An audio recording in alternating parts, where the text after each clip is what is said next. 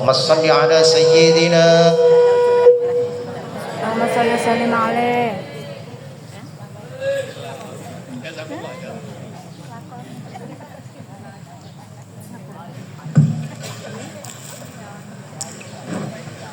Assalamualaikum warahmatullahi wabarakatuh. Waalaikumsalam warahmatullahi wabarakatuh. Alhamdulillah rabbil alamin.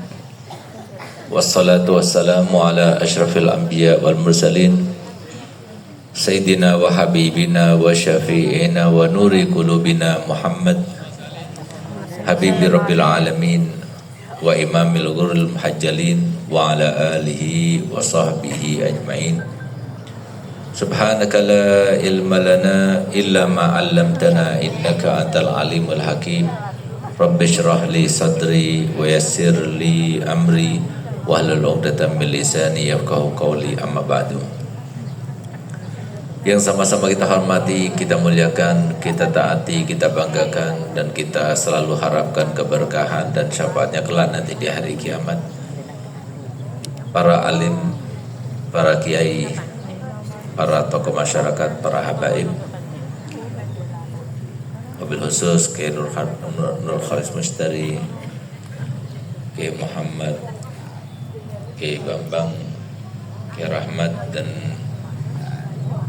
Ketua IKADI Kiai Syafi, dan semua para hadirin hadirat yang dimuliakan oleh Allah, Bersyawan bersyawati saudara kami, kaum muslimin, kaum muslimat rahimakumullah. Alhamdulillah, patut kiranya untuk kita panjatkan puja dan puji syukur kita ke hadirat Allah Subhanahu wa taala, karena pada pagi hari ini masih diberikan kesempatan, masih diberikan kenikmatan, masih diberikan hidayah, riayah, inayah daripada Allah Ta'ala. Semoga kenikmatan Allah berikan senantiasa untuk kita sampai akhir hayat kita. Kita meninggalkan dunia setelah cukup modal untuk berjumpa dengannya dalam keadaan husnul khotimah. Amin ya rabbal alamin. Salawat serta salam tidak lupa selalu dan senantiasa kita persembahkan, kita haturkan keharibaan sosok yang Allah jadikan sebagai tauladan, yang Allah jadikan sebagai nikmat dan sebuah sebab kita mendapatkan keselamatan baik di dunia maupun di akhirat, yaitu Nabi kita Muhammad SAW, dan kepada seluruh keluarganya, kepada seluruh sahabatnya, dan kepada seluruh pengikutnya sampai hari kiamat. Alhamdulillah, pagi hari ini kita mendapatkan kajian yang sangat bagus, yaitu kejarlah dunia, tapi jangan lupa kejar juga akhirat bersamanya. Dunia diperlukan karena kita hidup di dunia. Sekaligus kita harus mengingat bahwasanya dunia ini adalah salah satu daripada musuh kita. Ada beberapa hal yang menarik terkait dengan penjelasan Nabi kita Muhammad SAW untuk kita renungkan bersama-sama. Beberapa banyak hadis terkait dengan dunia di mana Nabi SAW menghimbau, memberikan kewaspadaan supaya kita mawas diri terkait dengan dunia, karena kita hidup di dunia. Di antaranya adalah Allah dari mulai menciptakan dunia tidak pernah memandangnya dengan rahmat. Lalu kemudian ad-dunya jifah, dunia itu bagaikan bangkai. Laha yajma' man la aqla laha, yang mengumpulkan itu tidak punya akal, kata Nabi SAW dalam hadisnya yang sahih. Begitu pula Nabi SAW dan para nabi-nabi yang lainnya serta para rasul-rasul yang lainnya itu lebih banyak yang tidak punya dunia atau sedikit dunianya ketimbang yang punya dunia. Di balik itu, kita mendengar bersama-sama dalam sejarah maupun dalam Al-Quran, begitu pula diungkap oleh hadis Nabi kita Muhammad SAW, bahwasanya ada di antara para nabi yang berkecimpung dengan dunia.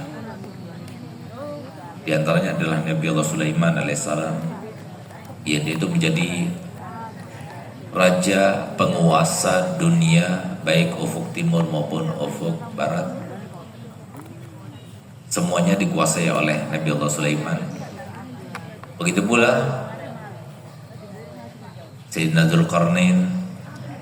Begitu pula di antara sahabat-sahabat Nabi ada seperti Sayyidina Abdurrahman bin Auf, yaitu konglomeratnya sahabat Nabi.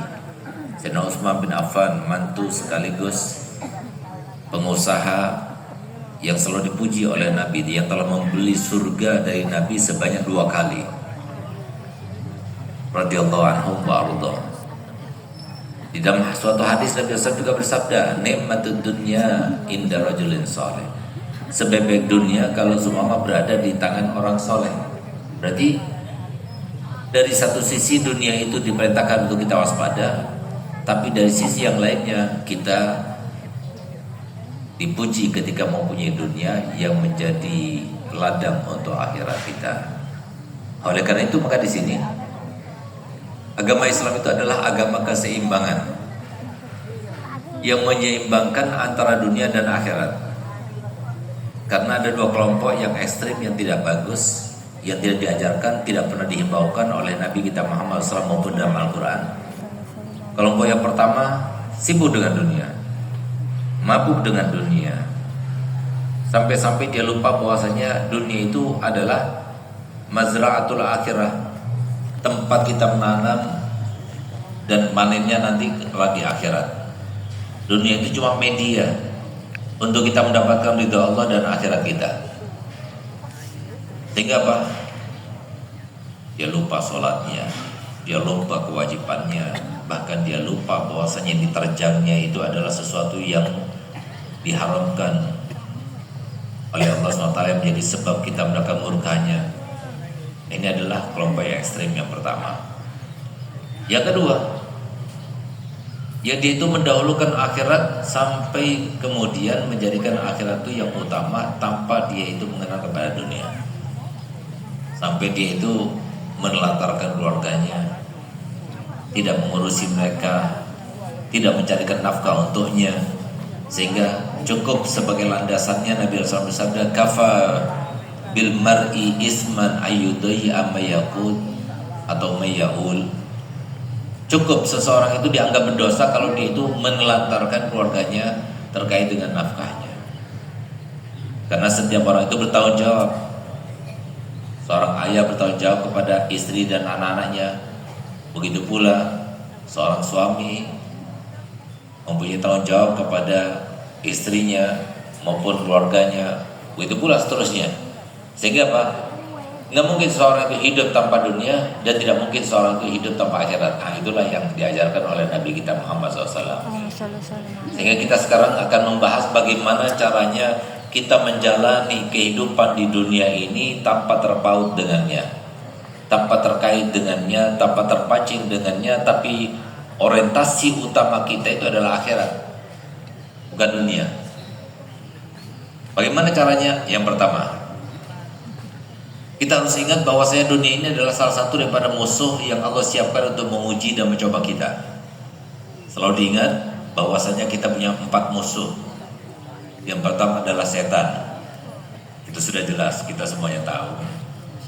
Yang kedua adalah hawa, suatu lintasan keinginan dalam hati terkait dengan sesuatu yang dilarang oleh Allah Ta'ala. Yang kedua nafsu. Nafsu itu adalah pelampiasan daripada lintasan tadi yang menjadi sebuah kebutuhan biologis tapi bukan pada tempatnya. Lalu yang keempat adalah cinta dunia. Oleh karenanya, jadi selalu kita katakan dan selalu para ulama jelaskan bahwasanya yang menjadi musuh kita itu bukan dunianya. Yang menjadi musuh kita itu adalah cinta dunia. Mencintai dunia itu adalah musuh kita. Tapi kalau dunia itu sendiri bukanlah musuh kita, karena kita berada di dunia. Nggak mungkin kita akan melepaskan diri pada dunia. Kita perlu kepada dunia, karena dunia itu adalah tempat kita beribadah. Dunia itu adalah tempat untuk kita mencari ridhonya Allah. Dunia itu adalah tempat kita untuk mengumpulkan sebanyak-banyaknya pahala yang menjadi sebab kita mendapatkan ridhonya Allah Ta'ala. Jadi nggak mungkin kita akan lepas daripada dunia, nggak mungkin. Sehingga kalau semua kita itu tinggalkan dunia, itu salah. Tinggalkan cinta dunia, itu yang benar. Oleh karena itu Yang pertama yang harus kita lakukan, kita harus tahu bahwasanya dunia atau cinta dunia adalah salah satu daripada musuh kita. Sehingga setiap kali terkait dengan dunia kita harus berhati-hati. Kenapa? Bisa jadi kalau sudah dunia kita itu mulai banyak, melimpah, maka akan berdatangan ujian dan cobaan Allah terkait dengan kontranya itu.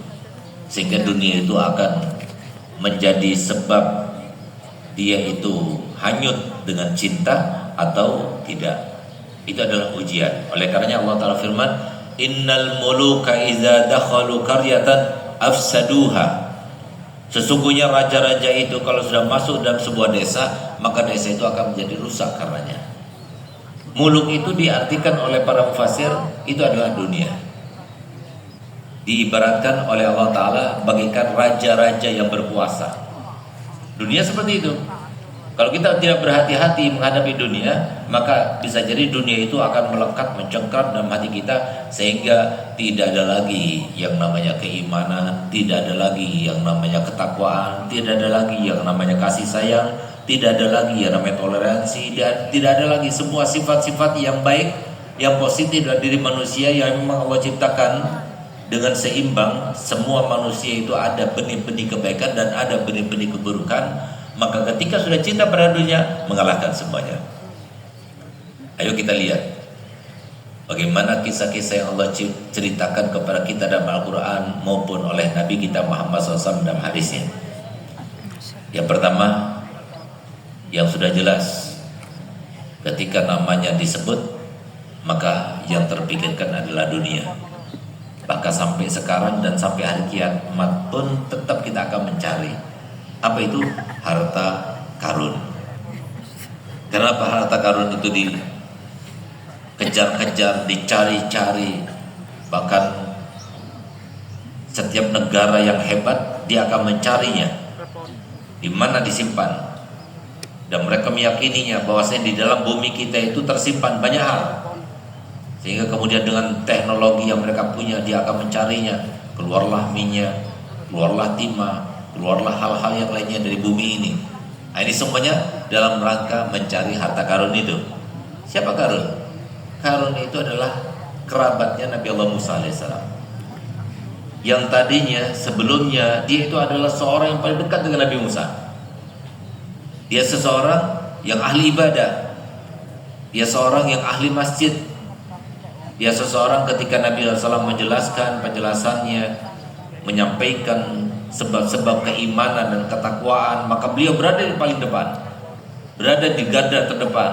Sampai suatu waktu dia datang kepada Nabi Musa, ya Nabi Allah, doakan supaya aku ini menjadi orang yang banyak harta, yang kaya raya. Maka kata Sayyidina Musa alaihissalam, aku saja yang diutus oleh Allah Ta'ala tidak seperti itu. Ngapain kau minta hal-hal yang tidak seperti yang saya keadaannya seperti itu? Ditolaknya pertama kali, datang lagi untuk kedua kali, datang lagi sampai 3 kali. Pertama, kedua ditolak oleh Nabi Musa, ketiga karena dia itu maksa, maka didoakan oleh Nabi Musa. Subhanallah, dalam waktu yang singkat, karena doanya diterima oleh Allah Ta'ala, maka jadilah dia itu orang yang kaya raya, sampai yang namanya tidak memegang sesuatu kecuali berubah menjadi emas. Kekayaannya sangat luar biasa, sampai kemudian emasnya itu sebagai simbol kekayaan yang dia utamakan dan dia cari kemana-mana, sampai kemudian melupakannya akan kewajibannya melaksanakan sholat, kewajibannya melaksanakan hak-haknya Allah maupun hak-hak manusia, sampai kemudian menjadi seorang yang sangat kaya raya, yang tadinya dia itu ahli ibadah, kemudian dia meninggalkan ibadah itu. Disinilah kita harus tahu dengan konsep kehidupan. Apa itu konsep kehidupan? Konsep kehidupan yang harus kita ingat selalu bahwasanya Allah menciptakan setiap manusia dan setiap hambanya dengan konsep yang sama. Apa itu? Semua ada kelebihan, semua ada kekurangan. Ketika kita mendapatkan kelebihan, siap-siap dengan kekurangannya. Ketika kita ada kekurangan, rasakan dengan kelebihannya. Itu pasti. Sama seperti timbangan. Ketika timbangan yang pertama kita isi, maka dia itu akan berat sebelah. Yang selalunya dia akan terangkat karena ringan. Itu kehidupan kita itu seperti itu. Jadi ketika kita masuk ke dalam dunia harus siap-siap kita kehilangan akhiratnya. Ketika kita masuk ke dalam akhirat kita harus siap-siap kita kekurangan dunianya. Tinggal kita itu memilih mana yang akan kita pilih.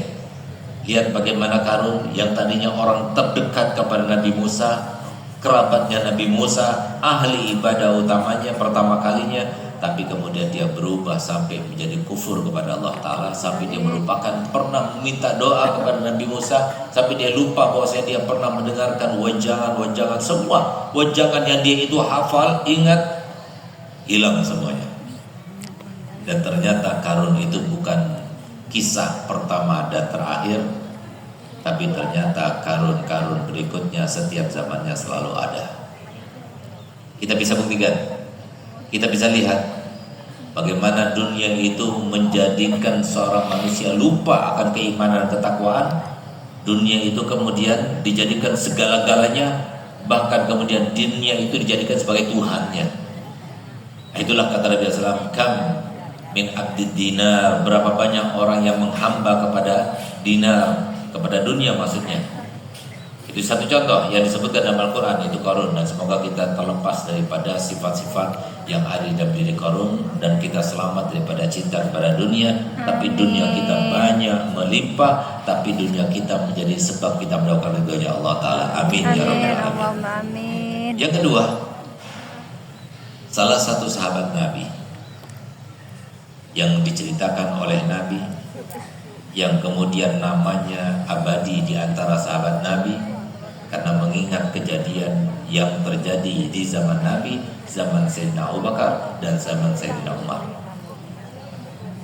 Dia adalah sahabat yang tadinya dekat kepada Nabi Muhammad, yang tadinya tidak pernah lepas daripada majelisnya Nabi Muhammad. Setiap sholat berada di garda yang terdepan, shaf yang paling depan. Sampai suatu waktu Nabi SAW itu bertanya, kenapa kau setiap habis salam langsung pergi?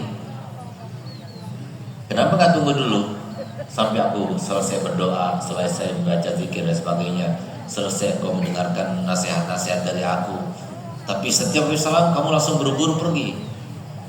Subhanallah, jawabannya sangat memilukan hati Nabi kita Muhammad SAW.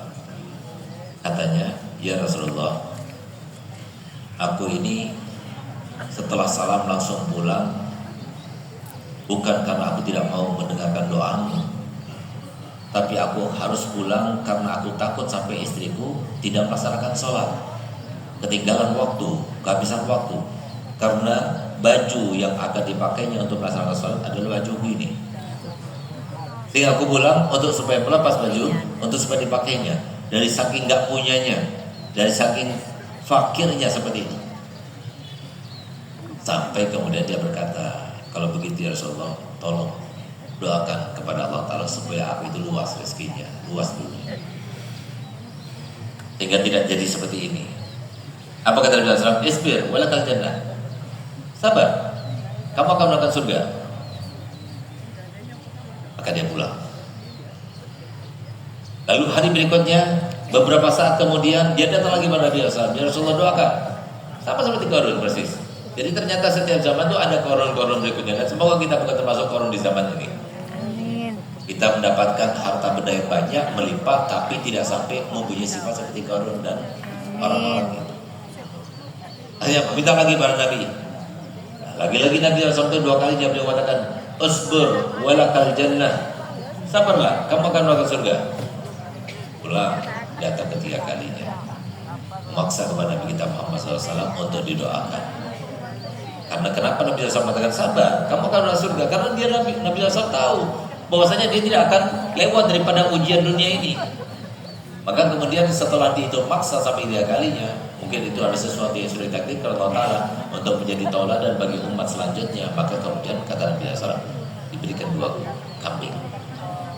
Dan kemudian Allah berikan keberkahan dengan doa Nabi SAW, diberkahi 2 kambing itu, sehingga biasanya kambing itu melahirkan 1 tahun cuma 1 kali, ini 2 kali. Biasanya melahirkan itu cuma 1, 2, ini langsung berapa biji, berapa ekor langsung. Karena doanya Nabi SAW, sehingga tidak lampau, tidak lalu waktu yang lama kecuali sudah dia itu mempunyai kambing yang menyeluruhi satu lembah, yang memenuhi satu lembah, sehingga Pak banyak sudah hartanya. Ketika sudah banyak hartanya, seperti yang terjadi kepada kebanyakan, lupa yang biasa sholat jamaah, dia nggak sholat jamaah, yang biasa hadir majelis, dia nggak hadir majelis. Kadang-kadang saya ini agak segan mau doakan antum semua menjadi orang kaya. Karena takutnya kalau sudah didoakan jadi orang kaya nggak hadir majelis al-busyra lagi.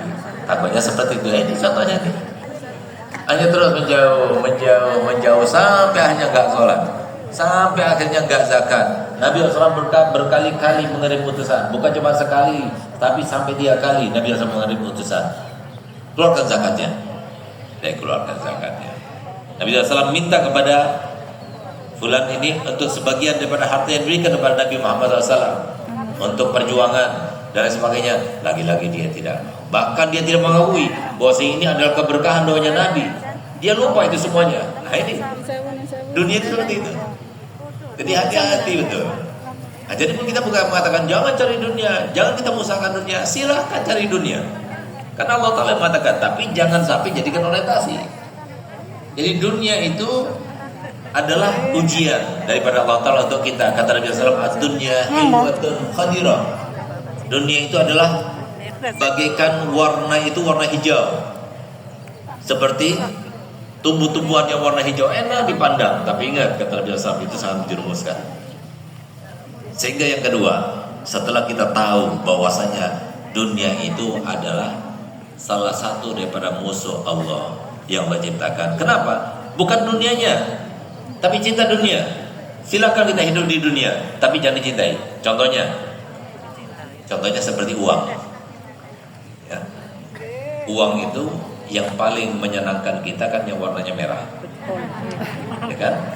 Kalau seumpama diumumkan oleh Bapak Presiden Prabowo, semoga Allah menjaganya dan Allah menjadikan dia terus beriman dan bertakwa, diumumkan bahwasanya mulai hari ini tanggal 7 Desember uang yang merah sudah tidak berlaku lagi. Kira-kira mau disimpan tidak? Kira-kira senang kita untuk mendapatkannya tidak? Enggak lagi sudah. Karena apa? Karena fungsinya enggak berfungsi. Nah, maka disinilah yang mencintai uangnya itu salah. Tapi yang mencintai fungsinya itu yang benar. Uang itu kita cintai, senang, bukan zatnya, bukan merahnya itu, bukan. Tapi kita cinta pada fungsinya. Dengan uang itu kita bisa bersedekah, dengan uang itu kita bisa membeli makanan yang enak, dengan uang itu kita bisa menyenangkan keluarga, dengan uang itu bisa kita menjaga diri, jangan sampai kita meminta-minta, jangan sampai kita direndahkan oleh orang dan sebagainya. Itu fungsinya. Kalau kita cinta pada fungsinya, itu benar. Begitulah ajaran Nabi kita Muhammad SAW. Keluarga jangan dicintai, tapi cintai fungsinya. Suami jangan dicintai, tapi cintai fungsinya. Begitu pula sebaliknya istri. Dan semua yang sifatnya dunia, semuanya Nabi mengajarkan untuk kita mencintai fungsinya, bukan mencintai zatnya. Kalau kita mencintai fungsinya, maka kita akan maksimal untuk mendapatkan akhirat. Karena fungsi utama daripada dunia, sebagaimana Nabi SAW bersabda atau dikatakan oleh para ulama, ad-dunya mazra'atul akhirah, ad-dunya matiyatul akhirah. Dunia itu adalah jembatan untuk mendapatkan akhirat. Dunia itu adalah ladang untuk akhirat kita. Sehingga kalau kita tahu dengan fungsinya seperti itu, maka kita akan berhati-hati dan akan memaksimalkan kesempatan yang ada terkait dengan dunia. Dan karena itu maka ayo sama-sama bagaimana kita belajar daripada kisah-kisah tersebut. Bahkan banyak kisah-kisah lagi seperti kisah Nabi Allah Isa alaihissalam, di mana ketika dia itu berdoa dan kemudian berubah, yang namanya batu berubah menjadi emas. Kemudian bagaimana dia itu yang ikut bersamanya berbohong dan sebagainya, sampai kemudian mati saling membunuh hanya untuk mendapatkan satu bongkah emas itu. Satu bongkah emas masih ada, sementara yang memburunya sudah meninggal semuanya. Itulah dunia. Sangat menjerumuskan kata Nabi SAW. Paling sedikit kita lihat, kita dulu punya tetangga ya, kita dulu punya teman ya. Dulu sebelum suci, Masya Allah, selalu menyapa saya, selalu baik dengan saya, duduk bersama-sama, hadir masjid bersama-sama, sholat berjamaah bersama-sama, selalu datang ke masjid. Sekarang begitu dia banyak dunianya, sugi, sudah gak melakukannya lagi. Ingat tidak? Paling banyak kan? Dulu, Masya Allah, dia nyapa sama kita, begitu dia pakai mobil baru, sudah gak apa lagi. Itu masih sedikit, menjadikan dunia itu sombong. Padahal Nabi SAW mengatakan dunia itu adalah bagikan bangkai. Tambah banyak dunianya, tambah siap-siap kita bertanggung jawab kepada Allah Ta'ala. Sehingga Pak, harusnya kita paham bahwasanya setiap manusia itu dilahirkan dalam keadaan telanjang, dan nanti ketika dia meninggal dalam keadaan telanjang. Ingat tidak bagaimana ceritanya Sayyidina Dzulkarnain yang selalu saya sampaikan di majelis ini, bahwasanya ketika dia itu meninggal dunia, ketika akan meninggal dunia dalam keadaan sakaratul maut, dia panggil menteri-menterinya, dia panggil asisten-asistennya untuk memberikan wasiat. Yang pertama wasiatnya, dia perintahkan kepada tabib-tabib terbaik yang ada di dunia untuk membawa jenazahnya. Yang kedua, dia berwasiat bahwasanya nanti ketika aku meninggal, hendaknya tanganku itu dikeluarkan daripada keranda jenazah supaya dilihat oleh semua orang. Dan yang ketiga, harta yang aku dapatkan ini yang melimpah ini, taburkan sepanjang jalan menuju ke kuburanku. Maka kemudian ditanya, wahai Tuan Raja, Dzulkarnain yang disebutkan dalam Al-Quran yang menguasai dunia semuanya, sama seperti Nabi Musa, sama seperti Fir'aun dan Namrud pada zamannya. Dia bertanya, kenapa engkau berwasiat dengan 3 wasiat ini? Supaya kematianku itu menjadi sebuah pelajaran bagi semua. Pelajaran bagaimana wahai Raja? Yang pertama, aku perintahkan kepada semua tabib yang ternama untuk membawa dan mengiringi jenazahku, supaya orang tahu tabib yang paling baik pun di dunia tidak bisa menyelamatkanku daripada kematian. Walaupun dia punya dokter, bahkan walaupun dokter sendiri, saya masih teringat cerita yang saya alami ini sampai sekarang saya tidak lupa ketika melewati jalan dari mulai rumah sampai ke Masjid Al-Bushra ini. Dulu di depan rumah sakit itu ada satu rumah, itu dijadikan sebagai rumah praktek dokter anak. Rahimallahu rahmatullah, semoga Allah merahmatinya. Itu di antara dokter-dokter yang paling diburu untuk anak, itu di situ, dokter anak. Saya lupa siapa namanya. Saya masih ingat, itu masih saya punya anak Habib Alwi itu. Masih punya 1 waktu itu. Siap sakit ke sana, siap sakit ke sana. Sampai suatu waktu dia sakit malam-malam. Karena malam tidak ada dokter, kita tunggu sampai kita nggak bisa tidur, sampai nunggu sampai habis subuh. Habis subuh baru praktekkan. Berangkat ke sana. Begitu sampai di sana ternyata ada papan terpampang di depan rumah itu. Inna lillahi wa inna ilaihi rajiun. Dokternya meninggal. Sehingga saya bilang, oh dokter juga meninggal ternyata. Semoga dokter Wiwi insyaallah panjang umur sehat afiat. Sebagai ketua daripada Bushrawati, semoga beliau itu berkah insyaallah. Berapa banyak menyelamatkan, berapa banyak menyenangkan kita berobat kepadanya. Ternyata Pak dokter sendiri meninggal. Apalagi kita yang diatasi oleh dokter itu. Jadi hati-hati. Itulah yang terjadi. Walaupun dia seorang raja, kaya raya, punya dokter yang ternama, tapi dokter itu tidak bisa menyelamatkan daripada kematian. Itu maksudnya. Yang kedua, yang ketiga, yang kedua tangannya itu dikeluarkan untuk apa? Supaya masyarakat tahu, saya tidak bawa apa-apa, ini loh tanganku.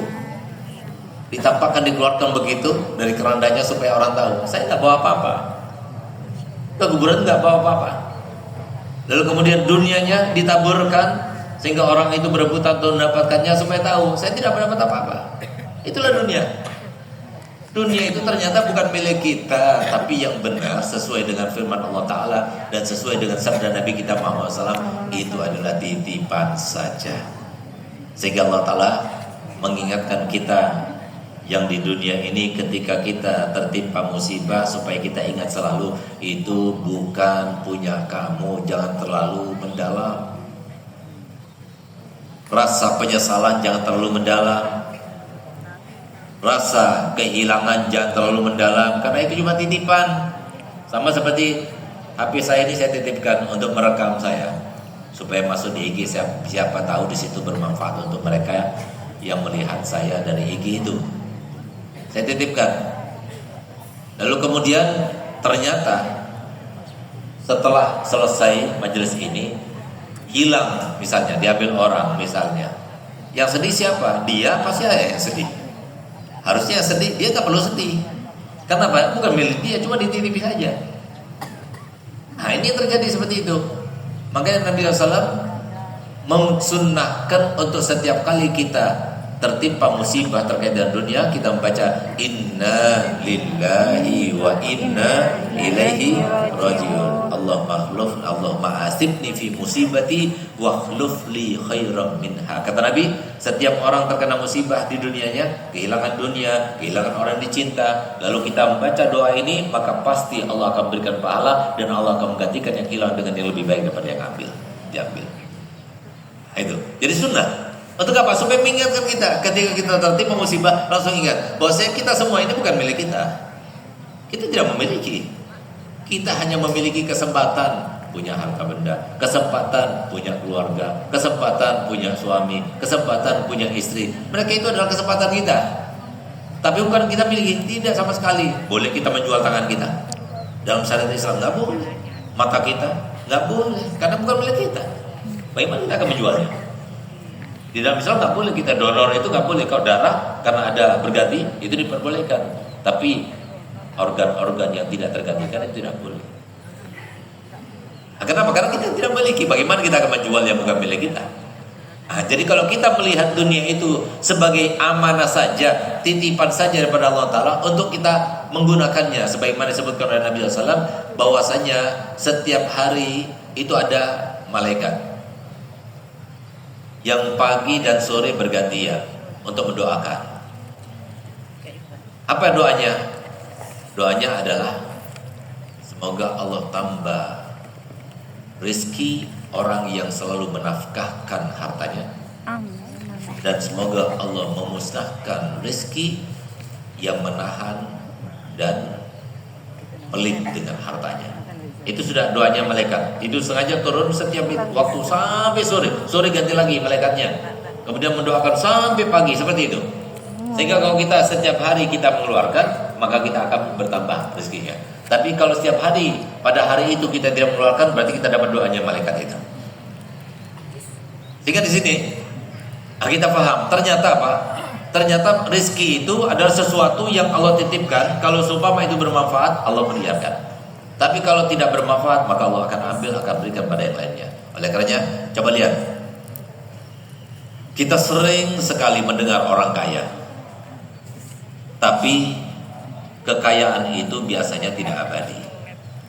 Kita pernah bercerita, ingat tidak, di Bangil ini gudangnya sarang burung dulu.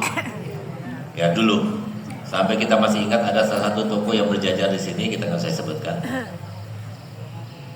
Kita mengatakan toko itu karena punya sarang burung, setiap bulan panennya itu 60 kilo. 60 kilo kali 11 juta berapa? Setiap bulan dulu. Kita katakan, oh itu gak habis-habis sampai 7 turunan. Wah, 7 turunan gak habis-habis. Kita masih ingat dulu. Tapi sekarang gak sampai 1 turunan sudah habis. Nah ini terjadi. Jadi jarang kita dapatkan ayahnya kaya, kakeknya kaya, kakek kedua kaya, cucunya kaya, cicitnya kaya, buyutnya kaya. Enggak seperti itu. Tapi yang banyak adalah dulunya yaitu miskin tapi kaya, itu banyak. Ingat tahun 2008 ketika terjadi krisis finansial, dari 50 orang terkaya di dunia langsung merosot menjadi orang yang tidak punya, bangkrut. 35 orang daripada 50 itu langsung bukan cuma keluar tapi bangkrut malah. Kalau Allah berkehendak dalam waktu sehari, Allah akan jadikan orang itu miskin. Kalau Allah berkehendak dalam waktu sehari, orang itu akan menjadi kaya. Banyak ceritanya. Apalagi sekarang, zaman sekarang, yang viral-viral itu loh. Karena keviralannya itu langsung menjadi kaya mendadak. Tapi sebaliknya, ada juga sebagian cerita kayak kemarin itu. Satu hari bisa kehilangan 180 miliar karena penjarahan. Satu hari hilang 180 miliar. Kalau Allah mau, berkehendak mudah saja. Berarti apa? Semuanya sudah ada ketentuan daripada Allah Ta'ala. Jangan sampai dunia yang menjadikan orang itu lupa, menjadikan orang itu sombong, menjadikan orang itu kemudian memutuskan tali silaturahmi. Apalagi sampai lihat bagaimana hebatnya dunia itu memporak-porandakan keluarga hanya gara-gara rebutan warisan. Berapa banyak itu, antara paman dengan ponakan, antara misanan dengan misanannya, bahkan antara saudara yang keluar dari satu kandung, kemudian tidak saling menyapa, tidak saling tegur. Padahal kata Nabi SAW, orang yang tidak saling tegur sampai lebih daripada 3 hari, kalau dia mati silahkan mati, masuk dalam neraka. Wala hisab, nggak apa hisab, masuk neraka langsung. Nggak diperbolehkan. La yajuru akhahu fawqa salasin, kata Nabi SAW. Tidak boleh kita itu tidak tegur sapa sampai lebih dari 3 hari, apalagi karena dunia. Ya nggak berarti itu. Nah, jadi nggak berarti dunia itu ketika semacam ini. Tapi ketika dunia itu berarti, berguna, itu adalah dunia yang dipuji oleh Nabi kita Muhammad SAW. Lihat bagaimana Sayyidina Utsman, beliau itu didoakan oleh Nabi 2 kali dengan surga, dan dipastikan dia akan mendapatkan surga karena Nabi yang menyatakan, Nabi yang menyampaikan bahwa Sayyidina Utsman membeli surga kepada Nabi 2 kali. Yang pertama ketika membiayai Jaisul Usrah. Ketika di saat Nabi SAW itu berperang di Tabuk, itu saat kaum muslimin dalam keadaan paceklik, tapi Nabi Musa memberikan sekian banyak hartanya untuk membiayai mereka. Itu yang pertama. Yang kedua, ketika beliau menggali Bi'r Ma'unah, di mana Nabi SAW pada saat itu sangat memerlukan kepada air. Siapa di antara kalian yang mau untuk menafkahkan hartanya untuk menggali ini? Nabi Sayyidina Utsman yang memberikan harta yang diminta oleh Nabi SAW. Sehingga beliau membeli harta surga dengan hartanya itu 2 kali. Dipuji oleh Nabi. Bahkan Sayyidina Utsman sampai sekarang ini itu masih mendapatkan jariah daripada bangunan-bangunan yang ada. Bahkan disebutkan waqaf li Sayyidina Utsman bin Affan. Itu banyak dilihat di hotel-hotel yang ada di Saudi itu seperti itu. Kenapa? Karena memang di situ ada jariahnya Sayyidina Utsman. Nah, itu berguna, bermanfaat. Nah, yang semacam itu patut. Bahkan sekarang ini mohon maaf, kalau seumpama di sini ada 2 majelis di sana ada pembagian uang 100 ribuan. Majelis ini saya yang mengisi, hanya memberikan makanan rohani saja. Dipastikan kalau seumpama sudah diumumkan di sana ada pembagian uang 100 ribuan, insya Allah di sini sepi semuanya tunjuk ke sana. Artinya apa? Yang punya ilmu sampai punya harta masih lebih dihormati orang yang punya harta sekarang ini. Sampai-sampai ada yang disebutkan di dalam sebuah syair, ra'aitun nasa qad malu ila man indahu malu wa man lam yakun indahu malu fannasu anhu qad malu. Apa artinya? Aku melihat semua manusia condong dan bepergian kepada orang yang punya harta. Dan orang kalau sudah tidak punya harta, siap-siap semua orang ambil larian darinya. Itu artinya. Ra'aitun nasa qad zahabu ila man indahu zahabu wa man lam yakun indahu zahabu fannasu anhu qad zahabu. Aku melihat semua manusia pergi kepada orang yang punya emas, dan barang siapa yang tidak punya emas, siap-siap orang-orang itu akan menyingkir darinya. Itu sifat di dunia itu seperti itu gitu. Jadi artinya apa? Kalau menyenangkan orang dengan ilmu yang seperti yang saya jelaskan sekarang, orang senang, bahagia dengan pencerahan, penjelasan terkait dengan ilmunya Nabi kita Muhammad SAW. Tapi lebih senang lagi kalau seumpama nanti di sana ada orang yang bagi-bagi uang 100 ribuan, kita ditinggalkan. Nah, sehingga ayo sama-sama kita jadikan dunia itu bukan musuh, tapi adalah teman yang mengiringi kita, adalah sebab yang mengiringi kita bagaimana cara kita mendapatkan ridhonya Allah. Itu nggak dilarang, silahkan. Dan pastikan jangan kita itu nggak perlu iri kepada orang lain. Karena apa? Karena orang itu terkait dengan dunia sama seperti naungannya. Bukankah kalau kita itu berada di bawah matahari ada naungan? naungan itu tidak akan bisa lepas. Kita lari cepat, dia ikut juga cepat. Kita jalan lambat, dia itu juga ikut lambat. Kemana-mana nggak bakal lari. Artinya apa? Dunia itu sudah ditentukan. Kalau sudah ditentukan kita punya mobil, pasti punya mobil. Bagaimana caranya? Kalau ditentukan Allah Ta'ala, orang ini tidak punya mobil, selamanya nggak bakal punya mobil. Sehingga Pak, tinggal angan-angan saja. Itu yang terjadi kalau terkait dengan dunia. Tapi akhirat itu diperintahkan untuk kita itu mencarinya, untuk kita mengusahakan dan mengupayakannya, dan tidak ada bahayanya sama sekali. Tapi jangan lupa kepada dunianya. Kenapa? Kalau Allah Ta'ala mengatakan wabtaghi fima ataka Allah ad-darul akhirat, carilah sebaik-baiknya dari mulai bangun tidur sampai tidur, cari akhirat. Tapi jangan lupa urusan dunia. Kenapa? Kita hidup di dunia. Ini malah ayat kita balik, yaitu wabtaghi fima ataka Allah ad-darud dunya wa la tansa nasibaka minal akhirah. Cari sebaik-baiknya urusan dunia, tapi jangan lupa urusan akhiratnya. Seakan-akan dunia ini, ayat ini kita balik seperti itu karena cinta dunia. Oleh karenanya ayo sama-sama kita cari dunia, tapi dengan niatan untuk menjadikan dunia itu fungsinya mencari ridho Allah, mencari pahala sebaik-baiknya. Semoga kita mendapatkan dunia banyak, melimpah, mudah mendapatkannya, halalan thayyiban, tapi mubarakan fi. Amin. Dan tambah satu doa lagi, nanti di akhirat tidak ada hisabnya. Amin ya rabbal alamin. Menjadi sebab kita dapat ridhonya Allah, menjadi sebab kita dapat cinta kasih Nabi Muhammad SAW. Berapa banyak orang yang mendapatkan kemuliaan hanya karena dunia. Jangan pernah kita itu meremehkan dunia, karena orang pertama kali yang masuk dunia adalah orang pertama kali yang masuk surga adalah orang yang punya dunia yang banyak. Bagaimana ceritanya? Lihat bagaimana Nabi kita Muhammad SAW pernah menceritakan kepada kita bahwasanya nanti di akhirat setelah diputuskan ahli surga, ahli penghuninya, dan ahli neraka penghuninya, maka kemudian ahli surga itu kemudian dibikin sayembara oleh Allah Ta'ala. Yaitu apa? Siapa yang pertama kali antara mereka yang masuk dalam surga? Ada 4 golongan. Yang pertama, orang yang punya harta banyak, pengusaha.